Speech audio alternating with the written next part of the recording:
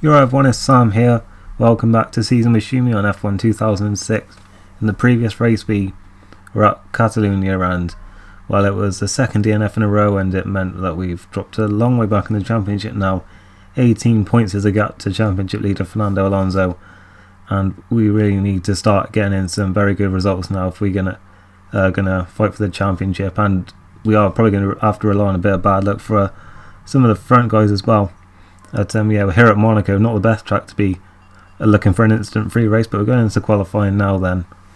And here in Q1 then, our first lap didn't go too well, we're only 19th, but then we crossed the line after that to set a 14-1, which comfortably got us through in 8th place, and those were the people that went out in Q1. Not really much to see there, but that's the bottom 6. On to Q2, and just having a quick look at the standings, you can see Renault were looking quick this weekend, which is bad for us because you saw their Ferrari not looking too quick either. Massa wasn't particularly fast, but here in Q2 then I went out quite early once again, learning from that mistake at the Nürburgring, and that time there at the start of the session was enough for me to get through in 6th, but Massa is out in Q2, only 13th for him, and a bit of surprise there, Button only 12th, but that's good for me because he's overtaken me in the championship. On to Q3 then. Let's hope we can get somewhere near the front. I mean, 6th isn't too bad in Q2, I guess. There's our strategy for the race, and getting out the final corner then at the end of our first sort of fuel burning lap, and across the line we do go provisional pole for now, but it doesn't last. And we're going to look at our standings now then, and we were 3rd actually, which isn't too bad, behind Fisichella and Barrichello, but ahead of Alonso, which is crucial, I think. And of course I want to improve on that though. I want to get pole position ideally, but I was on a good lap here, but there was traffic. There was a McLaren and a BMW Sauber, and the Sauber's just brake testing me, and I've damaged my left tyre, and I do have time to do another lap, but now I've got damage, so well, I'm not going to be improving my time, it doesn't look like, and it's going to be very difficult for me now to get a decent result, but I'll have to wait and see how it goes. I've actually got this really good plan here of how to get pole position. So we're just going to go into the Rascas here, and oh no, I've locked up and I've parked it. Oh no, and oh no, what am I going to do? And oh shit, I have to set the fastest time first. Oh, for God's sake. Well, that failed, and we end up 3rd in the end then. Yeah, as I said, it was Fisichella from Barrichello then the top 2. We're ahead of Alonso, that's the important thing, I think, and also Raikkonen, who was 2nd in the championship, so we're ahead of most people that we're fighting in the championship as we're on the grid now then, looking through the grid order. And I think we do have a decent chance here from 3rd. I mean, there's no like Williams or Toyotas or Red Bulls in our way, so I'm in for a good result. I mean, I can't say the same for Massa down in 13th at a track like Monaco, but we'll have to wait and see how things go, and we're going to go to the race start any second now then, as we just have the last number shown on the grid there. But here we are then on the grid, and we're just waiting for the lights to come on now then, hoping for a good start once again. As I said, I got this pretty much sorted now. The lights are on, and we are away in Monaco. It's a decent start. It was not the best start. I wasn't really close enough to Barrichello there to have a look at him into turn 1, but I've held my position and I'm still in 3rd place then as we head up the hill then for the first time. Still in 3rd, and it's Fisichella still in the lead of the race, and he, as much as me, needs a good result here, so I was not surprised to see him running off at the front really, but we're skipping to the end of the first lap then. I'm still pretty close behind Barrichello, but then into the final corner, and oh, for God's sake. Tyre damage already, and we've still got like a good 21 laps until our pit stop, so that's just fantastic, isn't it? And we've just got to hope now that that's not going to have caused us any damage at all, because, well, we don't be needing that.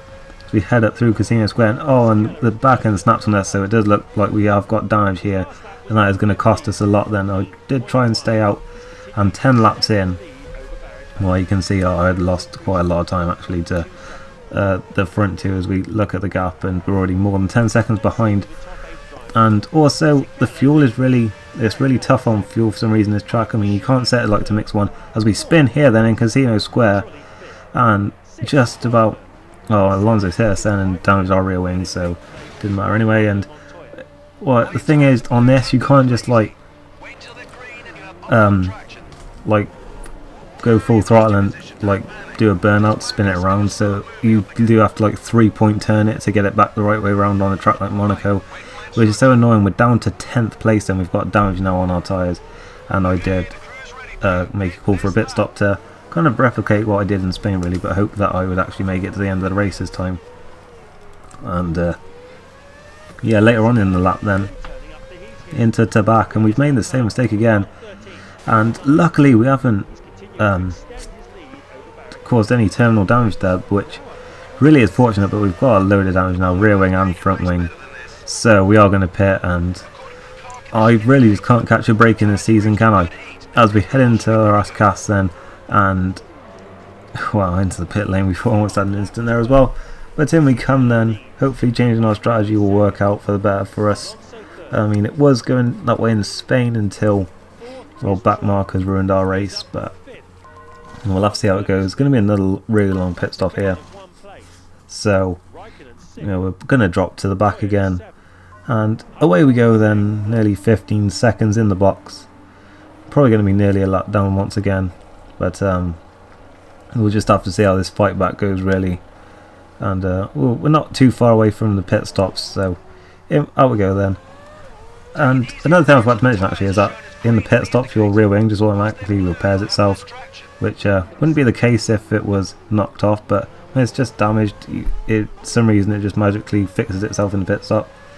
But a few laps later we managed to catch up to E-Day. We were actually like 20 seconds back, but just because this was a Super Aguri, it was super easy to catch, and just forced them out wide into turn 1, and we're throwing up into P20. I think Sato was already out of the race, and then we saw there Midland pulling into the pits as I began to line up Liuzzi, and a couple of others pit as well, so I was certainly battling Liuzzi here for 16th place into turn 1, and I really gave him a squeeze there, but I'm into 16th for now then, and not far behind Montoya actually if you look up in the top left, but because he just pitted. And then Webber's had an engine failure there and just held up Montero, so that's another few places for me, nice and easy. And yeah, I'm up into 14th place then. As I say, a few are pitting, as one of them was Montoya, but looking at a replay then, Webber caused a traffic jam because of where he parked it, and you can see our teammate who had pitted got held up in that as well, and Barrichello was actually race leader coming through Salapi's guy, who gets held up as well, so that's quite an incident that happened there, and I think a few of them might end up out of the race because of that. I know, obviously Webber definitely would have been. But a few laps later we find ourselves in 11th and a few more pit, and well, yeah, just because I was holding everyone up, I think it really caused quite a bit of fuel spread in this race, so yeah, that's why things are a little bit out of a few people are a little bit out of sequence really with where they should be.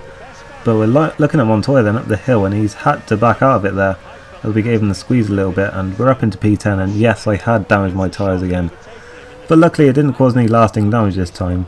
And we're lining up Rosberg now then for P8 in the race, and yeah, he was looking pretty quick here, and then for some reason I just started getting the black and orange flag there, even though I didn't have any more damage to my tyres. But yeah, the black and orange flag normally means that you have to come in because your car is so badly damaged, and like you'd be disqualified if you didn't. But for some reason that didn't apply in the game, and I managed to pass Rosberg there into Portier. And then a few laps later I'm lining up Trillium Raikkonen. I've managed to catch them, so once again things are looking not as bad as they once were, as the Super Aguri just completely blocks those two, and I would just say thank you very much, and I'm up into P5, and that was nice and easy then. We're now coming around here, and well, there's a bit of an incident there I think with Barrichello in the Midland, and yeah, he gets held up a bit as well, so I was really starting to get quite a bit of luck in this game. I think someone else pitted, which is why that was a battle for third, but now it's just the two runners ahead of me, and you can see that Fisichella was way ahead of Alonso, but Fisichella pitted there, and of course Fisichella was way ahead because of I was holding up Alonso in the early stages, and then Barrichello got stuck in that traffic jam, But yeah, I was in second then at this point, and I managed to catch up to Alonso. Just because I finally got some good pace. Now we go fast up the race, and I'm going to line him up the hill, but well, I'm not really close enough to do so, and I'm still getting these black and orange flags, and my game was automatically like making pit requests for me, which was really annoying, which is why there's constantly a green pit light in the bottom right. But I was looking at Alonso here then, right on him on this lap, and we're still not even at halfway, would you believe? But looking on the outside here, and he just suddenly goes really slowly through there, and I managed to squeeze through and into the lead. And then a few laps later I was out of fuel, so I came in, and I was putting in fuel to the end, because you kind of have to do that once you change your strategy. It'll just put the maximum amount of fuel in your car. I'm not sure if I mentioned that in Spain or not, but yeah, that's how it works. So I couldn't like revert to a 3-stop just to make the race interesting, unfortunately. But in we go then. We've got no more stops to make. I mean, we did have a long pit stop there, and we are going to be very heavy with fuel now, so yeah, it's not going to be too easy for us. We rejoin third, then Alonso still hasn't made a second stop, but Fisichella has. So it's really Fisichella that we're racing, I guess, in this, more than Alonso at this stage. And Alonso pitted there, I believe, and that's why we're moving up into second place here then. And he just ahead of Alonso there. In fact, I think he was only like a couple of seconds behind us out of the pits, and then into Mirabel. Oh, and we've done a Rosberg, and well, we just about avoided any serious contact with the barrier, but Alonso's through then, and yeah, heading through the hairpin then. And later on in the lap, and we're coming up to a yellow flag, and I've locked up into Rascas. There's a wheel there. Whose is it? It's a Renault's, and it's Fisichella's. Fisichella, who was way out in front, is out of the race, and he got caught up in an instant with a back mark, and we're going to look at a replay of it here. And it was a Red Bull that went wide, and he's got caught out, and it's another DNF for Fisichella, and I would feel sorry for him if it wasn't for that instant in Bahrain. As we're catching Alonso now a few laps later, this is for the lead of the race now, and he's got one more stop to make. And there's another instant here at the Rascas, and looks like another Red Bull, and I managed to squeeze through past Alonso then, into the lead of the race, would you believe, with only 30 laps to go. And yeah, where's Alonso then? We've gone through and crossed the line. We're waiting for his gap to appear, but we're not seeing it. And it doesn't look like a Renault on this lap, but the replay for some reason wasn't working properly on this, but you saw him briefly there. He was out of the race, and then after that only Raikkonen was our closest challenger, which is why we're skipping a lot of time now to 3 laps from the end. And of course he had to pit again as well, so that's actually him up ahead of us that we're about to lap. But then into Casino Square, and I make a mistake there, but I was, as you saw, about 70 seconds in the lead, so it really didn't matter. And yeah, this race seems more exciting from my point of view, but I guess when you're racing at Monaco it always seems intense. But yeah, I guess sort of the end part of the race was quite an anticlimax really. But yeah, I think after some of the bad luck I've had in the last couple of races, I think I was owed a bit of a fluky win, and that's exactly what's going to be. We had our third DNF of the season last time, but this time around we got our third win, and across the line we go then to take victory. And looking at the results then, and somehow Raikkonen dropped to third, even though he was the only one on the lead lap apparently. So it's actually a Schumacher brother 1-2, so how about that then? And what a result that is for Toyota too. That's Massa only 9th then in the Ferrari, and after all the DNFs like of the higher up people, I mean, you really would have expected him to score points today. Very good result there for Toro Rosso as well. In fact, in 10th and 11th, so that's going to help them a lot in the championship. And then Villeneuve in 12th, and then that's it. Everyone else DNF'd. I mean, we saw there was a few pile-ups, mainly towards La Rascas and a bit before that where Webber had that engine failure. But it was a race full of attrition then, and quite a mad one from my point of view. I guess it didn't really show in the footage, I guess. So a few apologies for that. But as I say, I think I was due a fluky race, to be honest. And I think that's certainly what it was. It seems we were 20 seconds behind in last place at one point. But yep, the Schumacher brothers scored the most points in this race then. I think that's the first time it's ever happened to me on this game, where it's been Michael and Ralph first and second. But It's actually Raikkonen that now leads the championship on countback, level on points with Alonso, and we're only 8 points behind now. We're back up to third, so it's looking like a really interesting championship battle right now then. And we've got ourselves right back into it with that win in Monaco. It's made up for a lot of the misfortune of Nürburgring and Catalonia.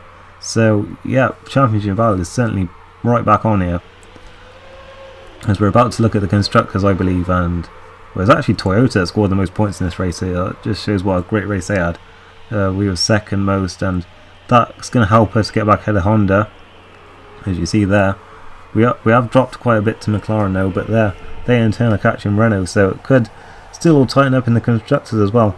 But that is it for this race. If you enjoyed it, then leave a like, and I'll see you next time, where we'll be racing back in the UK at Silverstone, as we're now going to enjoy the champagne on the podium. So thanks for watching, and goodbye.